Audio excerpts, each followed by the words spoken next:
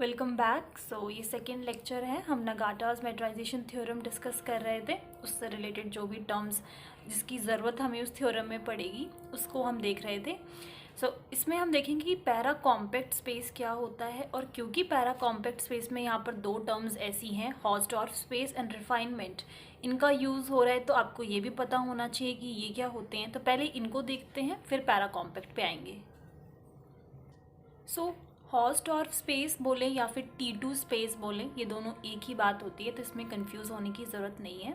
हॉर्स्डॉर्फ या फिर T2। A topological space is said to be a T2 space या फिर Hausdorff space if for every pair of distinct point, every pair, ठीक है, ये word काफ़ी इंपॉर्टेंट है क्योंकि जब हम डिफ्रेंशिएट करते हैं T1, T2 या फिर T3, काफ़ी सारे स्पेस हैं, तो उसमें ये काफ़ी ज़रूरत, उसकी मतलब इंपॉर्टेंट रोल है इस वर्ड का। Every pair of distinct point, अलग अलग दो पॉइंट्स का जो पेयर बनेगा X Y of X, there exist disjoint neighbourhood of X and Y, that is a neighborhood n of x and neighborhood and m of y such that कि दोनों का intersection जो है वो फाई के इक्वल है। बहुत ही सिंपल है।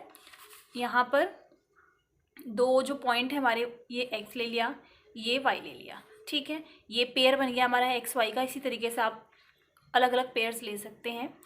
इसके अराउंड जो नेबरहुड है वो एन एक्स नेबरहुड ले लो या n मान लो, जैसे कि इस केस में n है तो यहाँ पर सिंपली n मान लो। इसके अराउंड की जो नेबरहुड होगी उसे आप एन वाई मान लो या फिर m मान लो। दोनों के बीच ये जो दोनों का नेबरहुड है, दोनों का जो नेबरहुड है वो कैसा है, डिसजॉइंट है। ये स्पेस कैसे होते हैं, T2 स्पेस होते हैं। इसका मतलब उस स्पेस के जितने भी पेयर्स ऐसे बनेंगे, डिस्टिंक्ट पॉइंट के जो ऐसे पेयर बनेंगे, उनका जो नेबरहुड होगा वो कैसा होगा, डिस्टिंक्ट होगा। If x2 is a Hausdorff space then T is said to be a Hausdorff topology for x। यहाँ पे कुछ एग्जाम्पल्स भी हैं इससे related, that every discrete space जो होता है वो T2 स्पेस होता है। Then RU and RS both Hausdorff space हैं।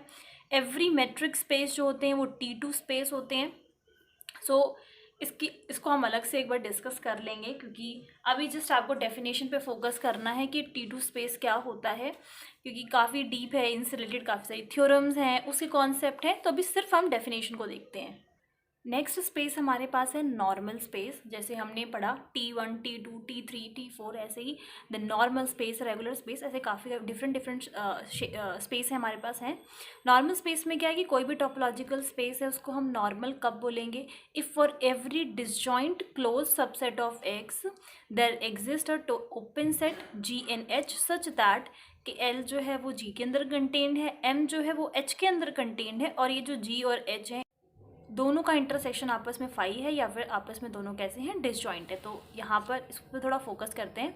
ये रहा आपका G और ये रहा H, जो कि आपस में डिसजॉइंट है, और L जो है वो G के अंदर कंटेन्ड है, M जो है वो H के अंदर कंटेन्ड है, ठीक है। तो एवरी डिसजॉइंट क्लोज्ड सबसेट, यहाँ पर ये जो L और M है, ये जो अंदर है, ये कैसे हैं, क्लोज्ड सबसेट हैं। और जो भी आपने डिसजॉइंट क्लोज सबसेट लिए ये आपस में खुद भी डिसजॉइंट हैं, ठीक है। तो हमारे पास दो ऐसे ओपन सेट बिलोंग करेंगे, ये G और H, दो आपस में हमें ऐसे दो ओपन सेट्स मिलेंगे, जिसमें एक जो क्लोज सेट होगा वो एक ओपन सेट में के अंदर कंटेन होगा, दूसरा जो ओपन सेट है वो दूसरे वाले रिपीट के जो एक क्लोज सेट है वो उस ओपन सेट के अंदर कंटेन्ड होगा, दूसरा जो क्लोज सेट है वो दूसरे वाले ओपन सेट के अंदर कंटेन्ड होगा। आपस में दोनों कैसे होंगे, डिसजॉइंट होंगे, मतलब ओपन वाले भी डिसजॉइंट है और जो क्लोज है वो भी डिसजॉइंट है। ऐसे स्पेस को हम बोलते हैं नॉर्मल स्पेस। नेक्स्ट टर्म हमारे पास है रिफाइनमेंट। आपको नाम से ही पता चल गया होगा कि रिफाइनमेंट क्या होता है। डेफिनेशन देखते हैं इसकी। Let A be the collection of subset of the space X का जो ये ए है वो कलेक्शन है। A collection B of subset of X, यहाँ पर ए एंड बी दोनों ही क्या है, सबसेट है एक्स के। So this is said to be a refinement of A. तो इसको हम, इस बी को हम ए की बोलेंगे कि ये ए की रिफाइनमेंट है, ठीक है, क्लियर है। ये एक्स जो है, एक्स के दोनों सबसेट है ये ए और बी, जो ये कलेक्शन है, तो हम बी को, इस बी को बोलेंगे कि वो किसकी रिफाइनमेंट है, ए की रिफाइनमेंट है। If for every element B of this B, ये थोड़ा अलग तरीके से बनाया गया है जस्ट टू शो दैट कि ये सबसेट है या एक कलेक्शन है। तो इस बी का ये एलिमेंट ले रखा है, ये B, there is an element A of A containing B. ठीक है, इसको मैं समझाती हूँ आपको। यहाँ पर मैं एक स्पेस मान लेती हूँ, ये एक्स स्पेस मान लिया, और ये मैंने ए जो है कोई कलेक्शन मान ली, ये जस्ट आपको समझाने के लिए है। ये मैंने कोई ए जो है इसकी कलेक्शन मान ली, इसका कोई भी एलिमेंट सपोज करो दिस ए। ठीक है, ये थोड़ा सा डिफरेंट इस तरीके से बना देती हूँ। तो ये जो इसका एलिमेंट है, इसमें एक बी एलिमेंट होगा, और ये बी एलिमेंट किसका होगा, इस वाले बी का होगा। ठीक है, अब आप खुद देख सकते हो, जो भी ये और ये ए और बी जो हमने इस तरीके से डिनोट किए हैं, ये एक्स के सबसेट है, और हर एक एलिमेंट ए के लिए जो इसका है, एक एलिमेंट बी होगा जो इसका होगा। ठीक है, तब हम ये बोल देंगे कि ये जो है इसकी क्या है, रिफाइनमेंट है। जैसे कि लोअर अपर सम में हम पढ़ते हैं, हम पार्टीशन करते हैं, 0 और आपका सपोज करो 1 तक का इंटरवल है। ठीक है, तो ये पार्टीशन हमारी पी होती है, और इसी पार्टीशन का अगर हमें रिफाइनमेंट करना होता था तो हम क्या करते थे, बीच में ही एक एलिमेंट, ये तो रहता ही था जिसमें भी आपने जो भी इसकी पार्टीशन कर रखी है वो तो था ही, हम एक और एलिमेंट जो है जाए या एक्स किसी भी एक एलिमेंट और उसके बीच में डालकर उसको थोड़ा और रिफाइन कर देते थे। ठीक है, वही सेम कॉन्सेप्ट है। सो ये जो है उसकी रिफाइनमेंट हो जाएगी। अब आ जाते हैं पैरा कॉम्पैक्ट स्पेस पे, काफ़ी इंपॉर्टेंट है ये। So a Hausdorff space x is a paracompact if each open cover of x has an open locally finite refinement. Locally finite अभी हमने लास्ट लेक्चर में मैंने डिस्कस किया था कि लोकली फाइनाइट क्या होता है, और रिफाइनमेंट मैंने जस्ट अभी डिस्कस किया। और क्योंकि ये दोनों टर्म्स आपको पता होनी चाहिए, क्योंकि पैरा कॉम्पैक्ट जो है इन्हीं टर्म्स से बना हुआ है, तो अब ध्यान से समझते हैं कि कोई भी स्पेस, ये एक्स स्पेस कैसा है, होस्ट ऑफ स्पेस है, मतलब कि T2 स्पेस है, जस्ट जो मैंने अभी डिस्कस किया। तो ये स्पेस कैसा है, T2 स्पेस है। और ये पैरा कॉम्पैक्ट कब कहलाएगा, T2 स्पेस। आई होप आपको पता है कि मैंने ये बोला था 2 पॉइंट हम ले रहे हैं, उसके नेबरहुड्स बनाएंगे, दोनों का जो नेबरहुड है आपस में डिसजॉइंट है। ठीक है, तो ऐसा स्पेस है ये। इसको आप पैरा कॉम्पैक्ट कब बोलोगे, if each open cover of x, ये एक स्पेस हो गया एक्स, या फिर T2 स्पेस बोल लेते हैं।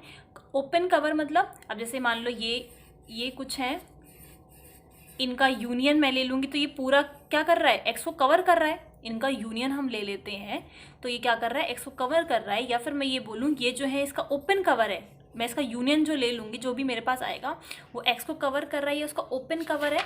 सो if each open cover of x has an open locally finite refinement, हर एक ये जो इसका ओपन कवर होगा उसमें क्या हो, ओपन लोकली फाइनाइट रिफाइनमेंट हो। लोकली फाइनाइट का मतलब अभी हमने देखा था कि आप जो पॉइंट ले रहे हो उसकी कोई कलेक्शन आपने ले ली, कोई कलेक्शन आपने ले ली, ये ए कलेक्शन ले ली हमने, एक्स का सबसेट हो गया, और कोई भी पॉइंट है, सपोज करो एक्स है, इसका जब हम नेबरहुड एन एक्स लेंगे तो हमें क्या मिले, कुछ फाइनाइट एलिमेंट मिले इन दोनों के इंटरसेक्शन में, मतलब इस ए में और एन एक्स में जो नेबरहुड है एक्स का, उसमें हमें कुछ फाइनाइट इंटरसेक्शन के पॉइंट मिले, A1 A2 टिल AN, यही देखा था हमने।